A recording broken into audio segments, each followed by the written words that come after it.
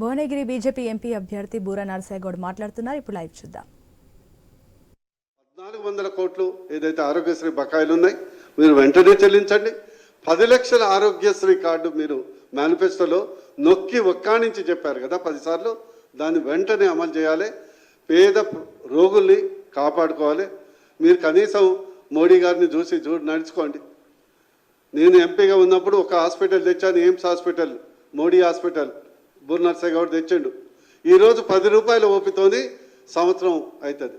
బయట 10 లక్షలు అయ్యే ఆపరేషను అక్కడ 10 రూపాయలు, మ్యాక్సిమం అయితే 10,000 రూపాయలకు అవుతుంది. మ్యాక్సిమం ఏం లేవు, ఏం కార్డులు లేవు, ఏం లేదు. వివిధ జిల్లాల నుంచి తండోపతండాలుగా వస్తున్నారు, కానీ మీకు చిత్తశుద్ధి లేదు. ఈరోజు ఎయిమ్స్ హాస్పిటల్ అంటే భువనగిరిలో ఉన్నటువంటి ఎయిమ్స్ హాస్పిటల్, మోడీ హాస్పిటల్ ఒక కార్పొరేట్ హాస్పిటల్ లాగా నీట్నెస్ కానీ పేషెంట్ను చూడటం కానీ. మనం ఇప్పుడు ఉస్మానియా పోండి, గాంధీ పోండి, చివరికి మన రాష్ట్రంలో ఉన్న ఏకైక ఐ హాస్పిటల్ సరోజిని దేవి హాస్పిటల్. ఒకప్పుడు చాలా గొప్పగా ఉండేది, ఈరోజు పెచ్చులు ఊడుతున్నాయి. అందుకొరకు మేము డిమాండ్ చేయటం జరుగుతుంది. అదేవిధంగా ఈరోజు ఉద్యోగుల పరిస్థితి ఇంకా దారుణంగా ఉంది. అసలు పాపం ఈ ఉద్యోగులు ఎట్లా ఉందంటే పరిస్థితి పెనం నుంచి పొయలబడ్డట్టు అనుకున్నాం. గతంలో అసెంబ్లీ ఎన్నికలప్పుడు మా అందరికీ తెలుసు, కేసీఆర్ గారి మీద కోపంతో కాంగ్రెస్కి ఓటేశారు. ఉద్యోగస్తులు అయితే మూకమ్మడిగా వేశారు, నిరుద్యోగులు వేశారు, విద్యార్థి లోకం వేసింది.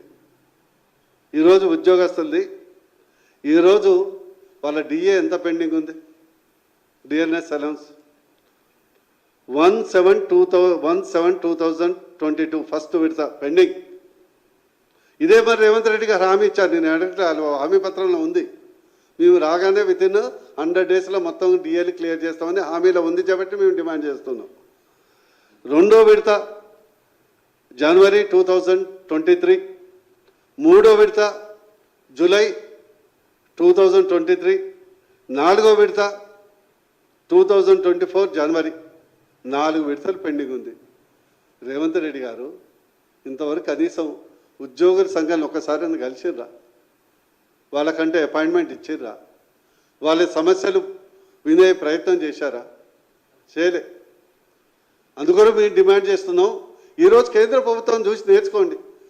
కేంద్ర ప్రభుత్వం ఇప్పటి వరకు ఏ సెంట్రల్ గవర్నమెంట్ ఎంప్లాయీ డిఏ ఆపిందా?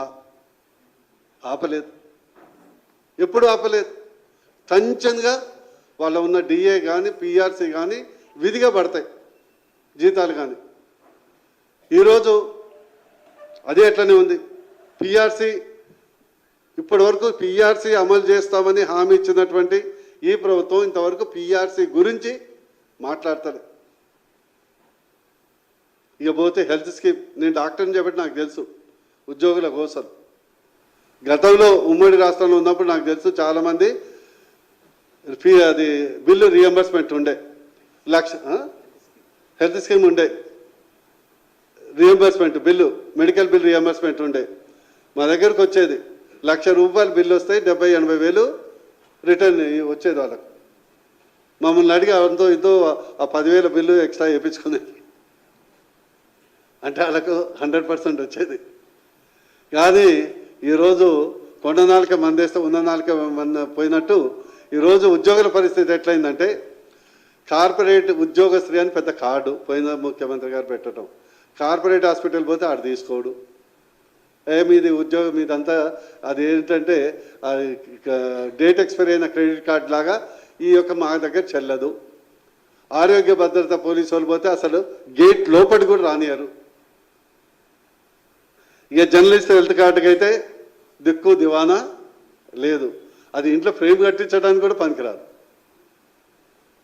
ఇంట్లో ఫ్రేమ్ కట్టించడానికి కూడా పనికిరాదు.